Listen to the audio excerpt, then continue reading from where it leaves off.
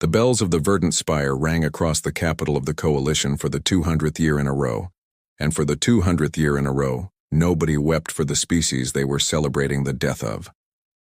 Ambassador Threll Vosarin stood on the high balcony overlooking the memorial gardens, watching lantern ships drift over the reflection pools in slow ceremonial spirals.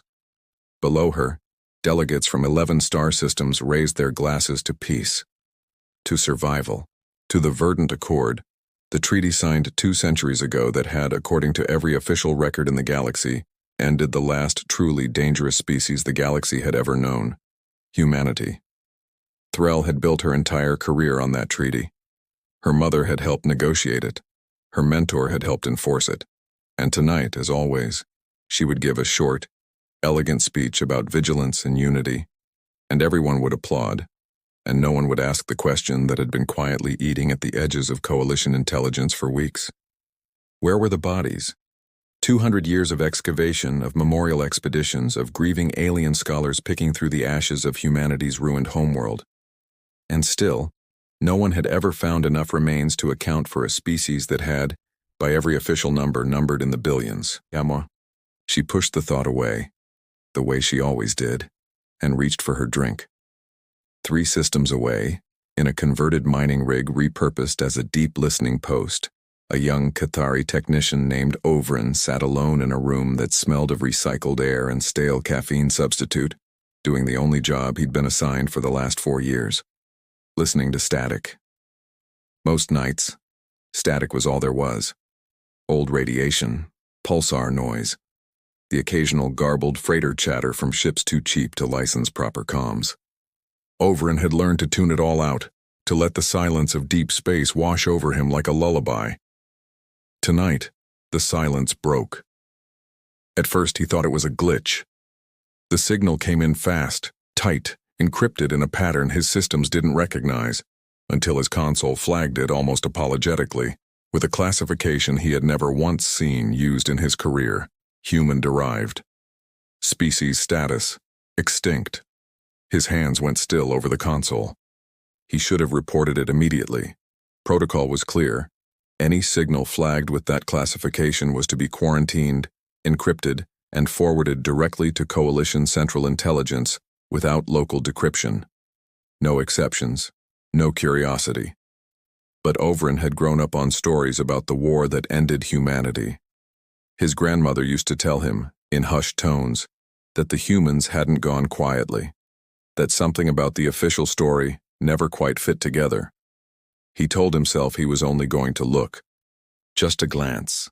Just enough to satisfy the small, itching part of his mind that had never quite believed the history books. The decryption algorithm chewed through the signal for 11 long seconds.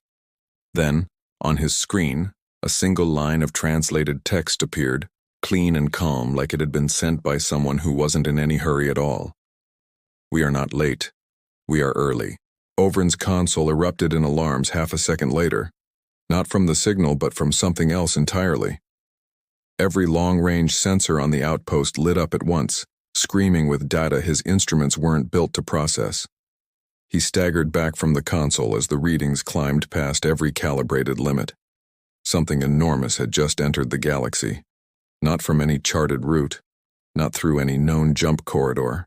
It had simply appeared at the very edge of mapped space, in a region so far beyond Coalition survey ranges that half his instruments didn't even have a name for the sector. A fleet.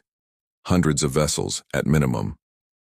His sensors couldn't get an exact count, because the ships weren't behaving like anything he understood. They didn't broadcast an IFF signal. They didn't respond to automated hails. They moved in a formation too disciplined to be anything but deliberate, and they were not drifting. They were moving with purpose. Toward the Coalition's core systems. Toward the capital. Toward the very system where Threll Vosarin was at that exact moment, lifting a glass to 200 years of peace. Ovrin's supervisor burst into the room, alerted by the same alarms, already shouting orders to erase the human-flagged signal before anyone else saw it. Ovrin didn't argue. He had been trained his whole life not to argue with a superior officer during a security event.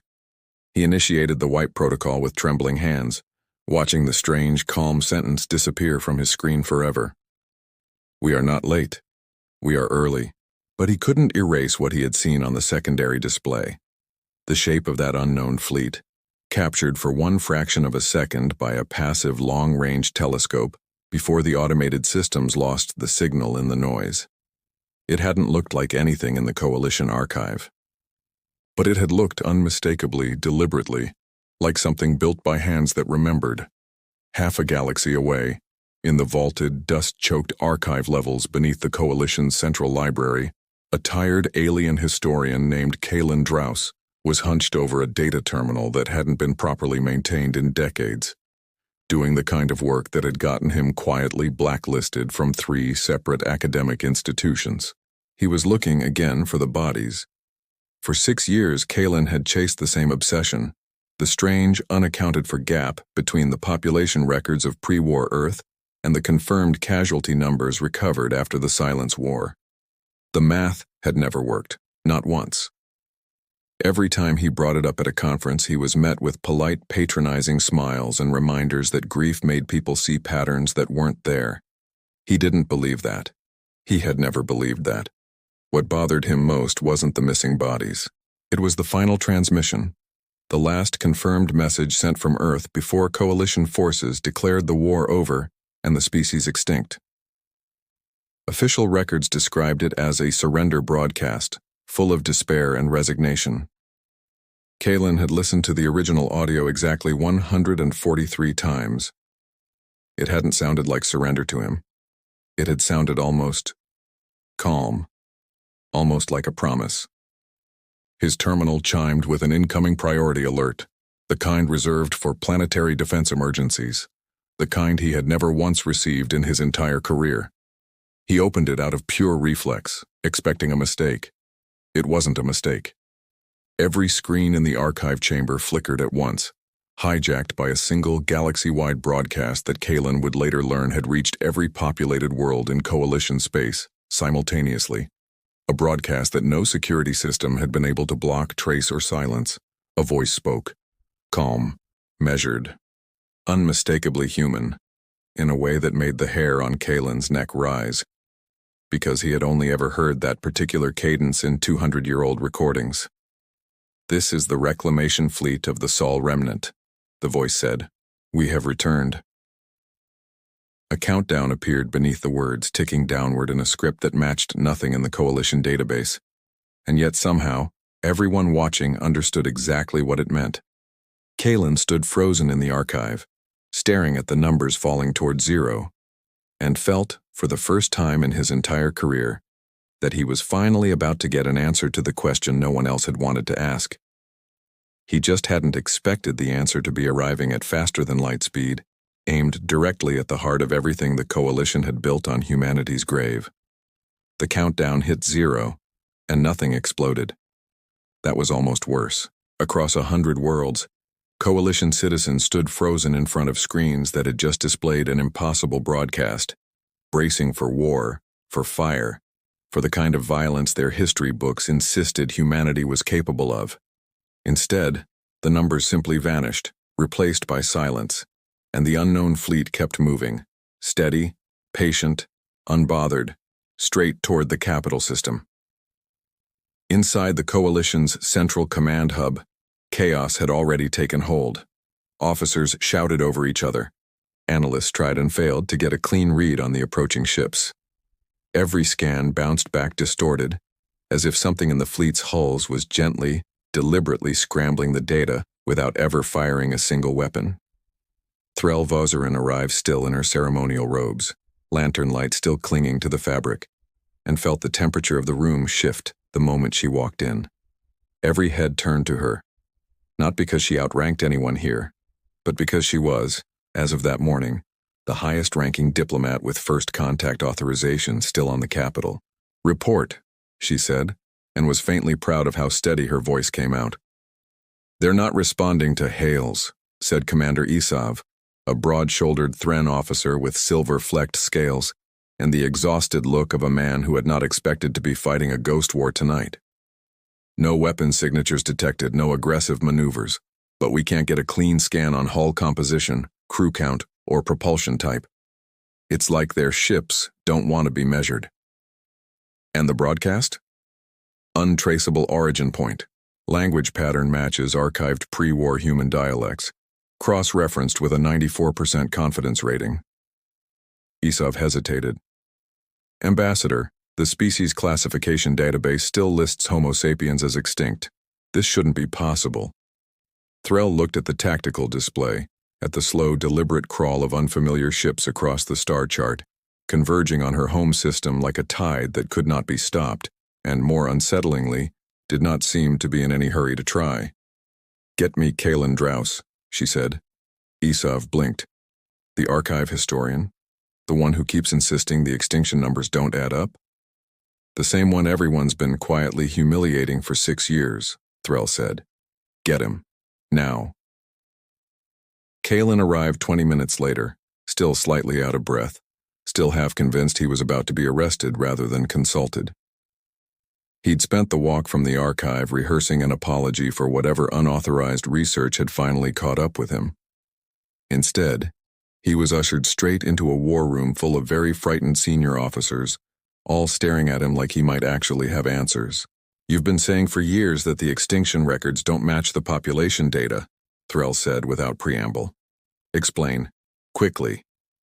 Kalen swallowed hard, then pulled up the hull silhouette his own contact at the listening outpost had smuggled to him minutes earlier.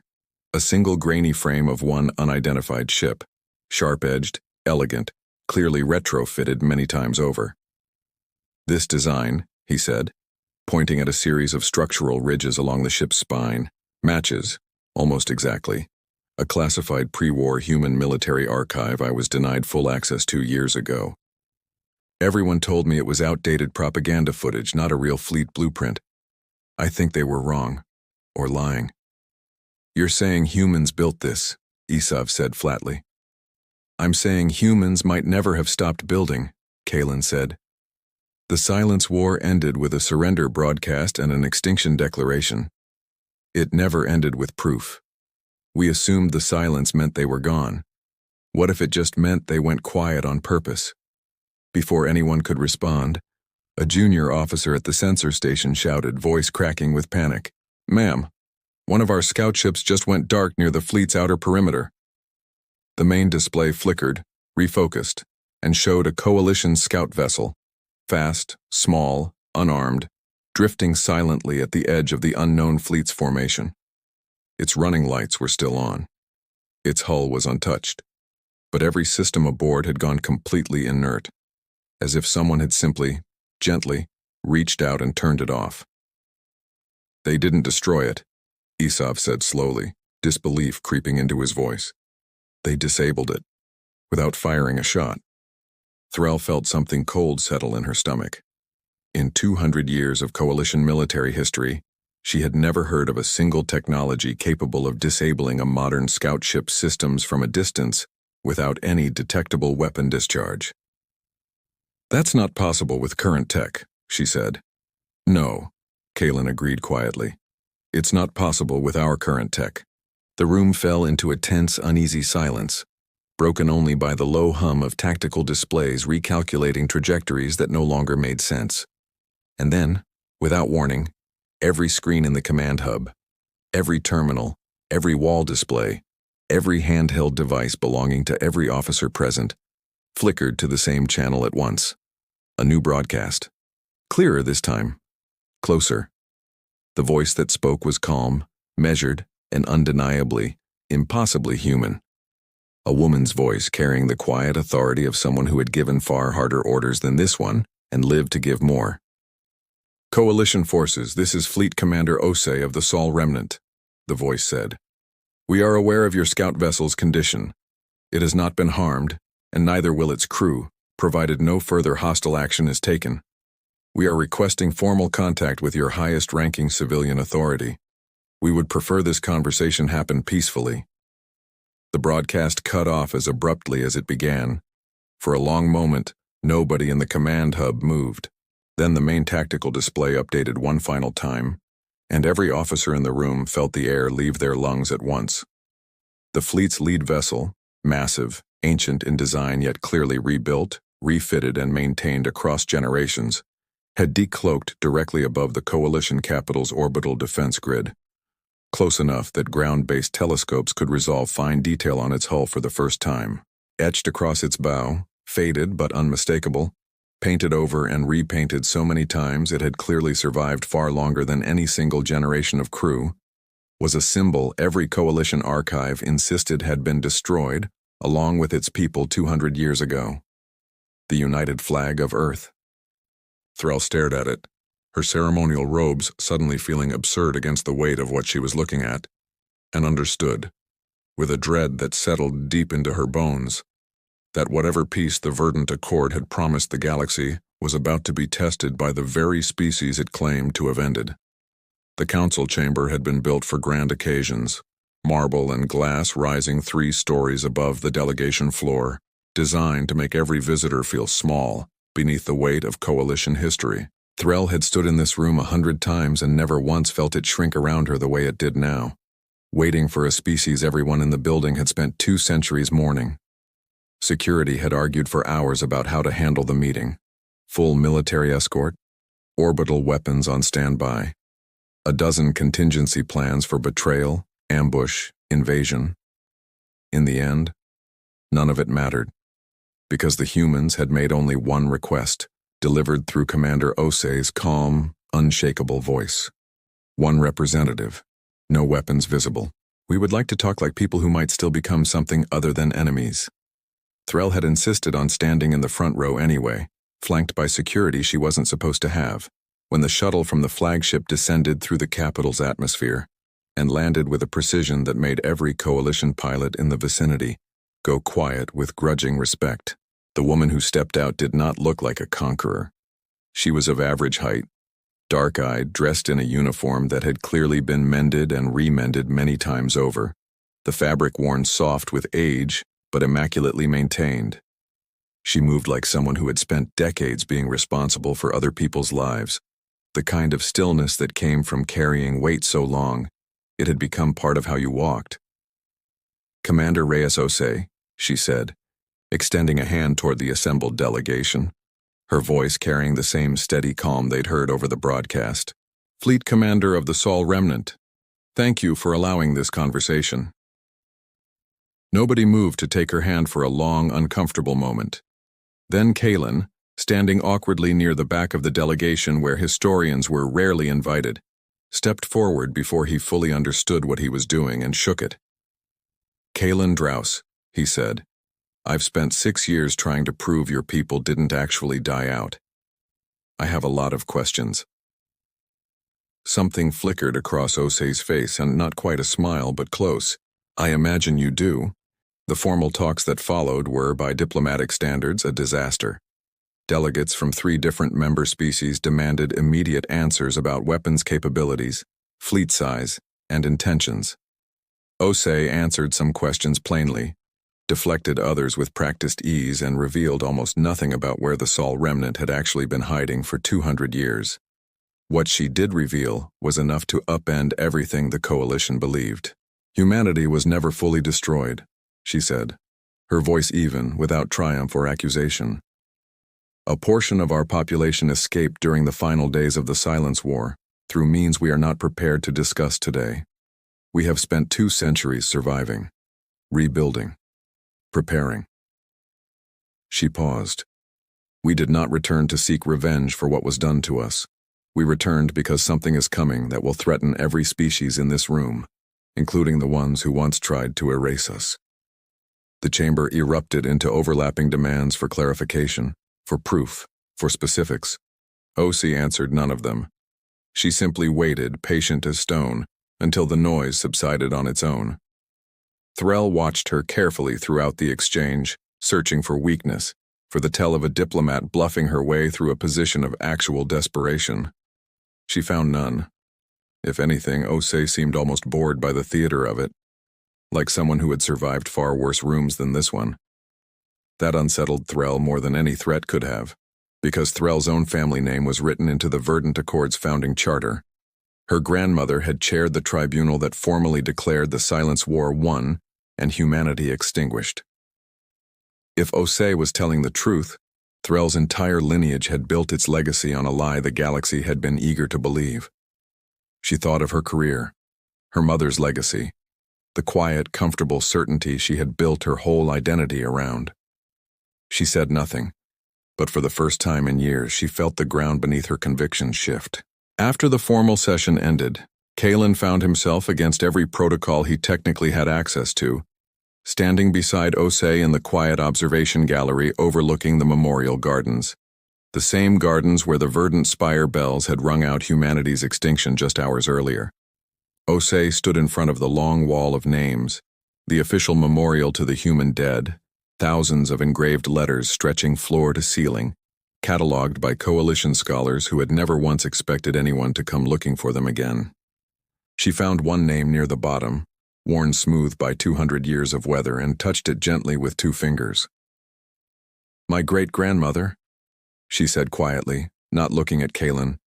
"She didn't make it onto the ships. She stayed behind so 3 children could take her place." A long pause. "We remember her name too. We just don't need a wall to do it." Kalen didn't know what to say to that.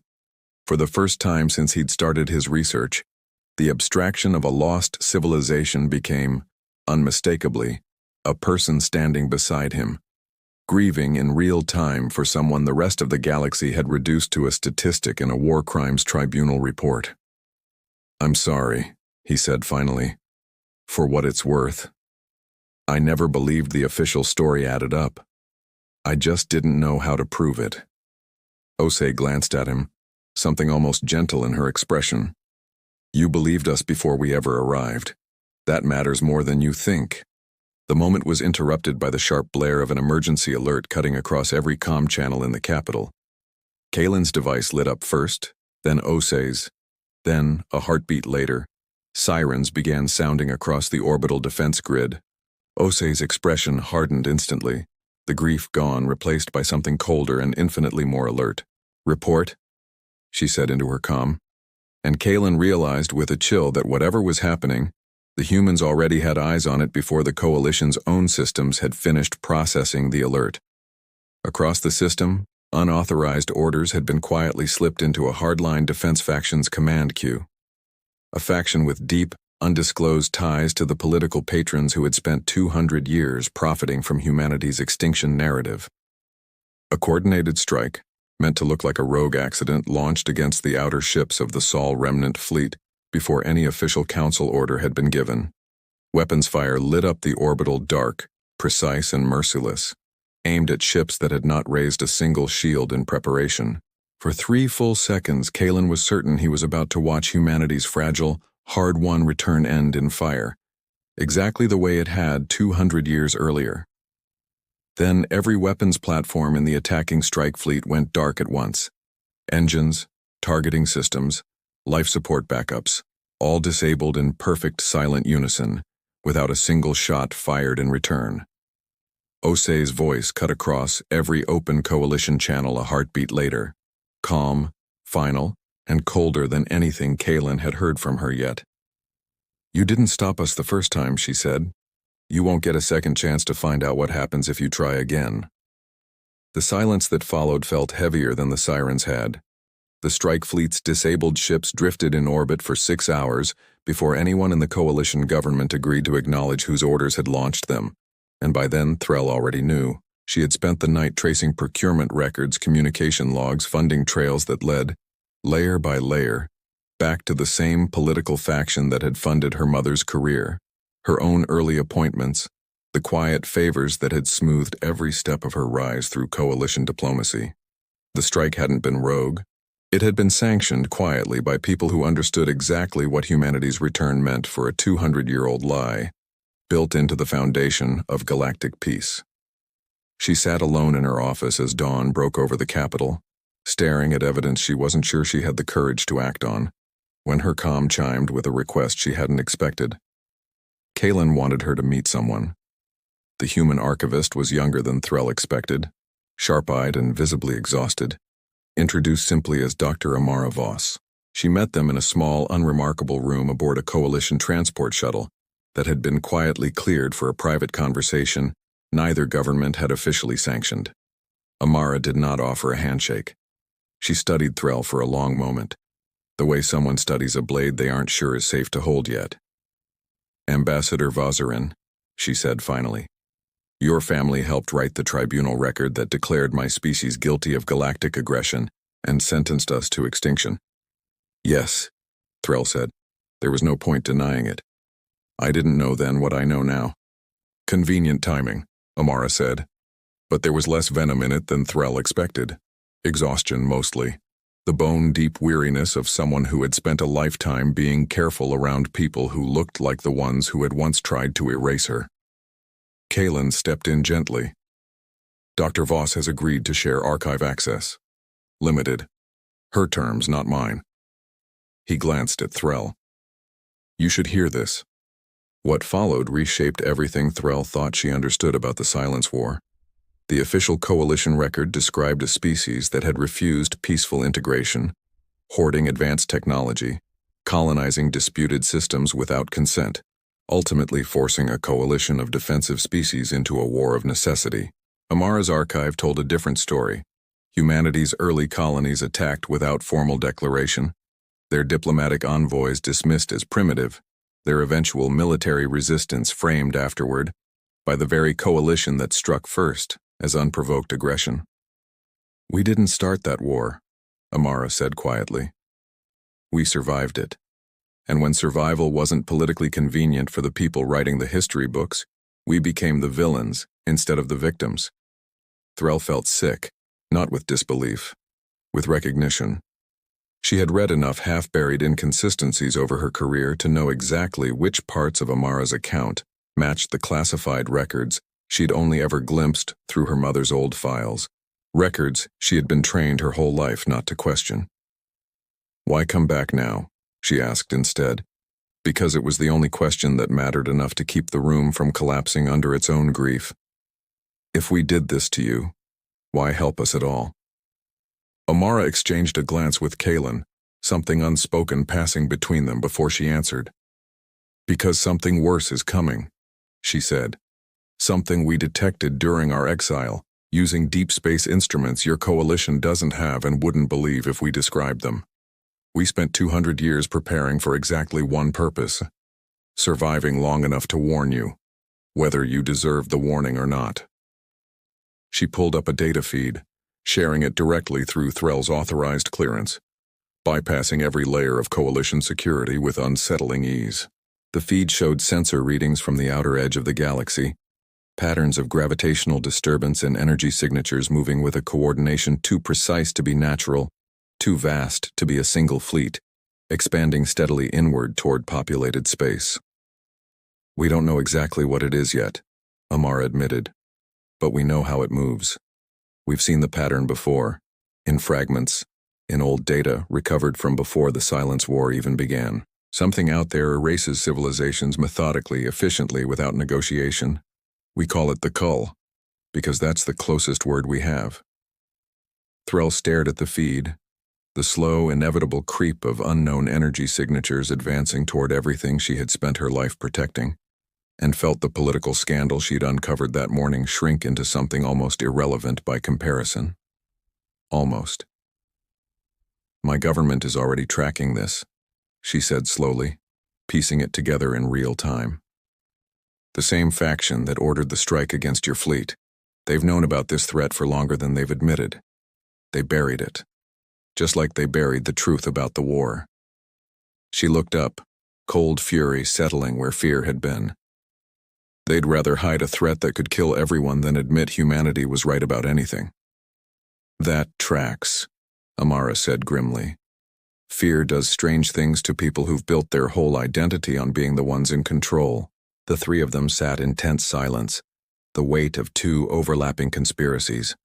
One buried 200 years deep, one still actively unfolding, settling over the small room like a physical thing. It was Kalen who finally spoke the thought none of them wanted to say aloud.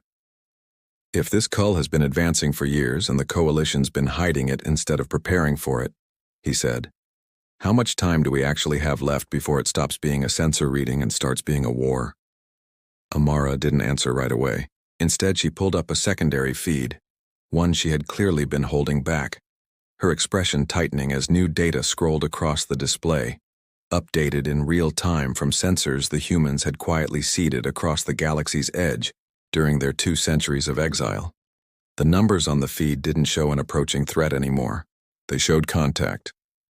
Colony markers along the Coalition's furthest frontier worlds had gone dark in the last several hours, not destroyed in any conventional sense according to the data, but silenced, their transmissions cut off in patterns eerily identical to the coordinated, merciless efficiency described in humanity's oldest, most fragmented pre-war records. Amara's voice, when she finally spoke again, had lost every trace of its earlier composure. "It's not approaching anymore," she said. "It's already here, and whatever it is, it's already moving exactly the way something did once before, a very long time ago, right before it nearly wiped out everything that would eventually become us."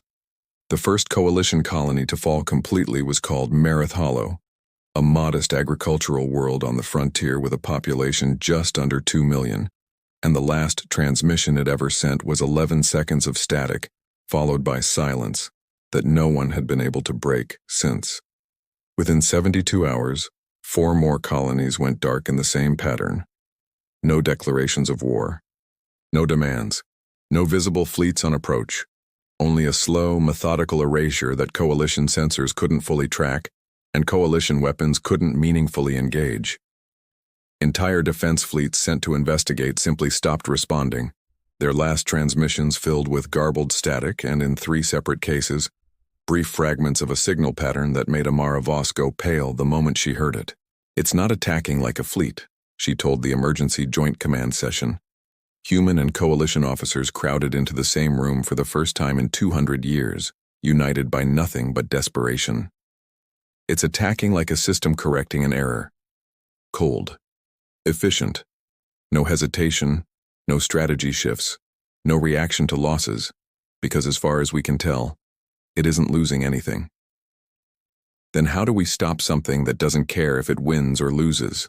Commander Isav asked, his usual composure fraying at the edges. Reyes Ose answered before Amara could. "You don't stop it by matching its efficiency. You stop it by being something it doesn't know how to predict." The plan that followed was audacious, dangerous, and deeply, unmistakably human. Amara's science team would attempt to intercept and decode the Cull's command signal during an active engagement, using the same deep space instruments that had let the Sol remnant survive 2 centuries in hiding, while Reyes led a joint defense fleet to hold a critical supply corridor long enough to buy the attempt time to work. Threll, newly stripped of most of her diplomatic authority after publicly accusing her own political faction of concealing the threat, volunteered for something no one expected, a seat aboard Reyes's flagship, coordinating civilian evacuation logistics in real time, using every connection she had left to save the people her government had been willing to sacrifice for political convenience. "You don't have to do this," Reyes told her quietly, as evacuation numbers scrolled past on the bridge display. "You've already lost your career for telling the truth. I spent my whole life protecting a lie," Threll said. "I'd like to spend what's left of it protecting something real."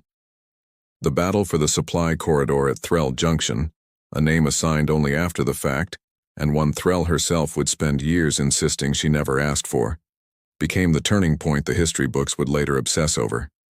Human tactics, forged across 2 centuries of scarcity and desperation, moved in ways Coalition doctrine had never trained for. Ships that should have retreated held position to shield civilian transports. Formations broke and reformed with a fluidity that confused even Amara's own predictive models. Where Coalition forces fought to win, human forces fought to protect, prioritizing evacuation routes over kill counts in ways that cost them ships they could have saved and saved lives that would otherwise have been lost.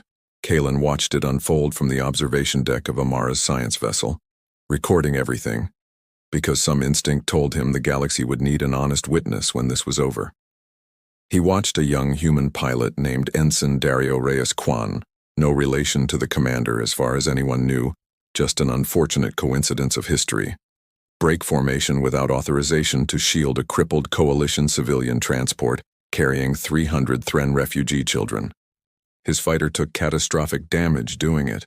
He held position anyway, weapons dark, shields failing, until the transport's engines finally came back online, and it limped clear of the engagement zone. He didn't make it out himself. The comm channel carried his last transmission to the entire joint fleet, steady even as his systems failed around him. Tell them it was worth it. Tell them we do this because we remember what it felt like when nobody did it for us. The silence that followed on the bridge was heavier than any alarm. Rhea said nothing for a long moment, her jaw tight, her eyes fixed on the tactical display where Dario's icon blinked out. Then she turned to the fleet and gave the order to hold the line, her voice steady even as grief moved visibly across her face for the first time since Thrall had met her. "That's who we are," she said quietly, to no one and everyone at once. "That's what we came back to remind you of." Amid the fighting, Amara's team finally achieved what they'd risked everything to attempt. A clean intercept of the Cull's command signal during a critical engagement window, capturing raw data no coalition or human instrument had ever managed to isolate before. The corridor held. Barely. The evacuation succeeded. Thousands of civilians pulled clear before the Cull's advance could reach them, and for the first time since the crisis began, the joint fleet retreated with something that felt faintly achingly like hope. Like that hope lasted exactly as long as it took Amara to finish decoding the captured signal. She sat alone in the science vessel's small analysis bay long after the battle ended, running the decryption a second time, then a third, certain each time that she had made an error, because the result refused to make sense. The Cull's command structure wasn't alien. It wasn't even unfamiliar, buried beneath layers of corruption and degradation so severe it had taken every scrap of pre-war archive data the Sol remnant possessed to even recognize it. The base architecture of the signal was built on human code. Ancient, fragmented, twisted almost beyond recognition by whatever the Cull had become over however many thousands of years it had existed. But unmistakably, impossibly, human. Amara stared at the readout for a long time, her hands trembling slightly, before she finally opened a private channel to Reyes and Kalen, her voice barely above a whisper when she spoke. "I need you both to see this before I say it out loud," she said, "because I don't think either of you is going to believe me otherwise." On the screen between them, the corrupted signal pattern pulsed steadily, patiently, like something that had been waiting a very long time to be recognized by the people it had once, somehow belonged to. Amara laid out the truth in pieces, because saying it all at once felt like it might break something in the room that couldn't be put back together. The Cull was not an alien invader, it never had been.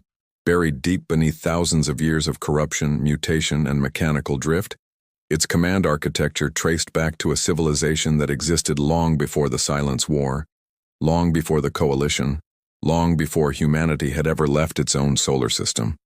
A civilization that Amara's oldest recovered archive fragments referred to only as the first line.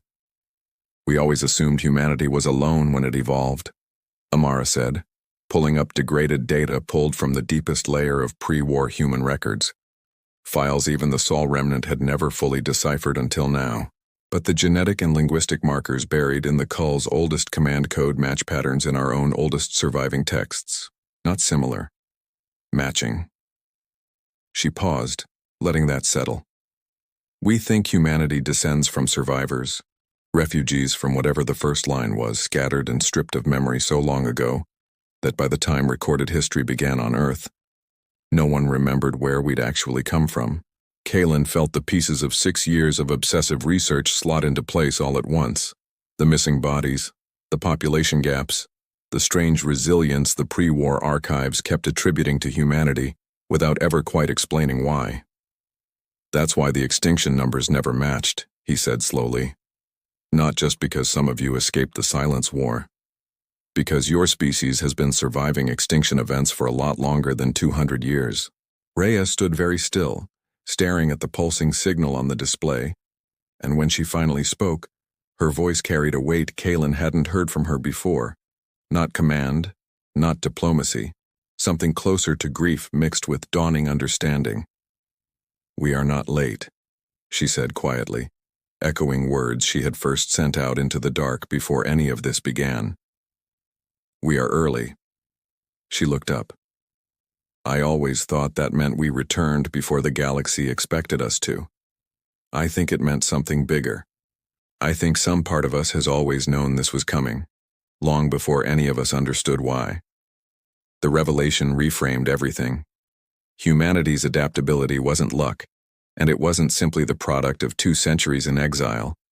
It was inheritance, the hard-won instincts of a people who had already survived annihilation once. So long ago the memory had faded into myth, biology, and reflex. The very qualities that had made the Coalition fear and eventually try to erase humanity were the same qualities now standing between the galaxy and a threat born from the same ancient catastrophe. There was no time to sit with the weight of it. The Cull's advance hadn't slowed during the pause, and Amara's decoded fragments offered something more immediately useful than ancestry: a vulnerability. The corrupted command code, still fundamentally rooted in a structure humanity's own systems could interface with, gave the Joint Fleet a narrow, dangerous opportunity to disrupt the Cull's coordination at its source, rather than fighting an endless war of attrition against something that didn't tire and didn't grieve its losses. The final battle was fought at the edge of Coalition space, at a debris-choked gravitational anomaly the human fleet had identified as the Cull's likely command relay. It was not the largest battle of the war, but it was the one that mattered. Human ships and Coalition ships flying in formations neither species could have executed alone, guided by Amara's translated code and Reyes's unshakable resolve, buying Kalen and a small strike team just enough time to physically breach the relay and upload a corrupted code countermeasure built from humanity's own oldest, most fragile inheritance. It worked. Not perfectly, not without cost, but enough. The Cull's coordinated advance fractured, splintered into isolated, directionless fragments across dozens of systems, still dangerous in pockets, but no longer an unstoppable, unified tide. The immediate threat to Coalition space ended not with total victory, but with something more honest: a costly, hard-won stalemate that both species would spend years, maybe generations, finishing. It was enough to survive on. In the weeks that followed, Threl Vozarin stood before the full Coalition Council for the last time as a disgraced ambassador, and testified, in full, without omission, to everything she had uncovered: the falsified tribunal records, the buried threat data, the strike order that had nearly reignited a war neither side could afford. She named names. She surrendered evidence that ended careers, including several tied to her own family's legacy.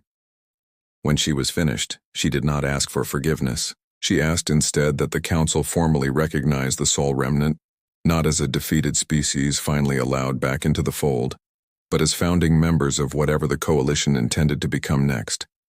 The vote was not unanimous. It did not need to be. Kalen spent the following months doing the only work he had ever truly wanted to do: rewriting humanity's entry in the Coalition's central archive, from a footnote about extinction into an honest, complicated history of survival, sacrifice, and a truth the galaxy had been too afraid to look at directly for 200 years. He dedicated the final entry to a young Cathari technician named Overin, whose name he tracked down, and whose small, quiet act of curiosity, all those months ago, had been the first thread anyone had dared to pull. Reyes Ose returned, one final time, to the memorial garden beneath the verdant spire, where the wall of names still stood, weathered by 2 centuries of grief no one had truly understood until now. Workers had already begun updating the inscription at the top of the wall, chiseling away the old final word that had defined her species for so long. Extinct was gone. In its place, still being carved letter by careful letter, stood a new designation, one the Coalition Council had voted to adopt with a majority no one, least of all Threl, had expected to secure so quickly: Sol Remnant, First Guardians. Reyes stood before it for a long time, alone except for the quiet company of a young human ensign standing respectfully a few steps behind her, and thought of her great-grandmother's name near the bottom of the wall, of Dario Reyes Kwan's last transmission, of 200 years spent in the dark preparing for a fight she had once believed her people would have to face entirely alone. They hadn't, in the end. Not this time. More threats would come, she knew.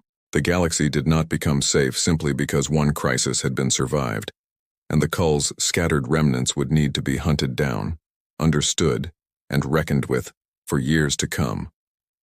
But for the first time since the Silence War had taken everything from her people, Reyes Ose stood beneath an alien sky, surrounded by species that had once declared her extinction a cause for celebration, and felt something she had almost forgotten how to recognize. Not triumph, not vindication, just the quiet, hard-earned relief of no longer standing alone. She touched the newly carved words at the top of the wall, let out a breath she felt like she'd been holding for 200 years, and finally allowed herself to say softly the truth she had carried across the dark for so long that it had become the closest thing her people had to a prayer. "We were never gone," she said. "We were just waiting for the galaxy to be ready for us." Behind her, for the first time in 2 centuries, new ships bearing unfamiliar flags began arriving in human-held space.